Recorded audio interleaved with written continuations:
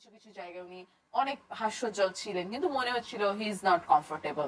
So এই যে ব্যাপারটা, খান সাহেবের সাথে যারা আসলে হেঁটেছেন, স্পেশালি যদি বলি যে যেই নায়িকারা, তোমার মন্তব্য কি আসলে? তুমি কেন ছিলে না? দর্শকের প্রশ্ন যে প্রথমে তো হচ্ছে আমি দেশের বাইরে ছিলাম যে সময়টা শোটা হয়েছে। একটা সত্য প্ল্যানিং থাকে, হুট করে এসে তার উড়ে এসে জুড়ে বসা যায় না। আমি দেশের বাইরে ছিলাম, নাম্বার 1।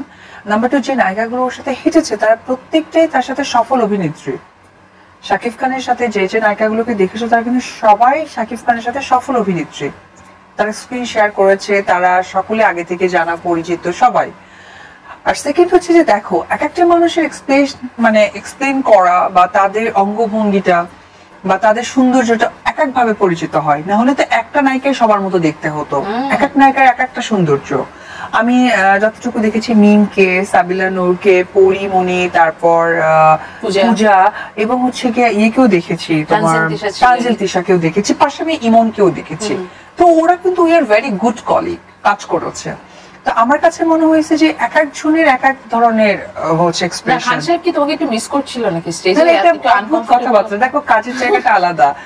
মানে আমাদের শোনো, খান সাহেবের সব থেকে বলবো যে কাস্টিং এর দিক থেকে বলো, তারপরে হলো হিটের দিক থেকে বলো, তোমার সাথে সবকিছু, তোমাকে এজ আ কলিগ মিস করতে পারে না দি? না, 100%। কিন্তু I'm not getting personal, আমি বলছি পজিটিভ খেলবো।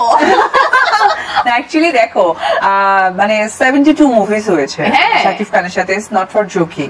তো ওই জায়গা থেকে অবশ্যই একটা আন্তরিকতা আছে, এবং যে কোনো কাজের মধ্যে দিয়ে হয়তো বা সে কোনো না কোনো শর্ট, কোনো না কোনো ডায়লগস দেখবা যে আমার সাথে ম্যাচ করেই যায়। তো সেই জায়গা থেকে তোমার সাথে যে সিঙ্কের যে ব্যাপারটা, এটা আসলে কোনো হিরোইনের সাথে আজ পর্যন্ত শাকিব খানের বাংলা মুভির দর্শক পায়। সেই জায়গা থেকে তো শাকিব খানের পাশে Shakib Khan himself, if not miss you, of course your audience misses you a lot. যে এখানে যদি অডিয়েন্স অলওয়েজ, এবং আমি অডিয়েন্সের কাছে রিয়েলি থ্যাংক ইউ জানাই যে অডিয়েন্স অলওয়েজ আমাকে যে পরিমাণ সাপোর্টটা করে, এবং যখনই কোনো ছবি বা কোনো কিছু আপলোড দেওয়া হয়, তুমি যদি কমেন্ট সেকশনসটা দেখো, ওইখানে দেখবে যে 90% আমার জন্য পজিটিভ থাকে, আর যে 10% থাকে ওটা দেখো সার্ভারে দেখা যায়, এক সার্ভার থেকে 4-5টা আইডি খুলে ওখানে দিচ্ছে।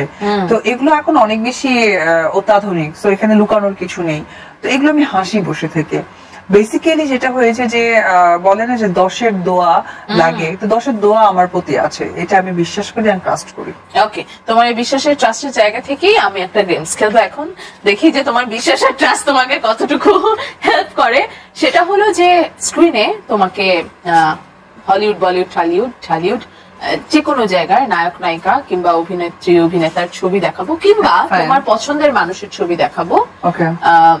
ছবি না, ঠিক শরীরের একটা অঙ্গ, যেটা দেখে তোমার গেস করতে হবে। We played it before, you know that, যে এটাকে। চলো, and Apu di is very good at this game.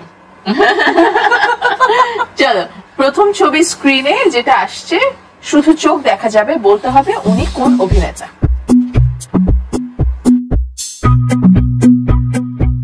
উনি অনেক পুরনো একজন অভিনেতা, গুণী অভিনেতা। জাফর ইকবাল সাহেব, হুমায়ুন ফরিদি। হুমায়ুন ফরিদি, উনি আমাদের সবার প্রিয়। আমার সৌভাগ্য, ওনার সাথে আমার কাজ হয়েছে। এই কারণেই তোমাকে ছবিটা দেয়া, যে তুমি যদি দেখো তাহলে চিনতে হয়তো পারবে।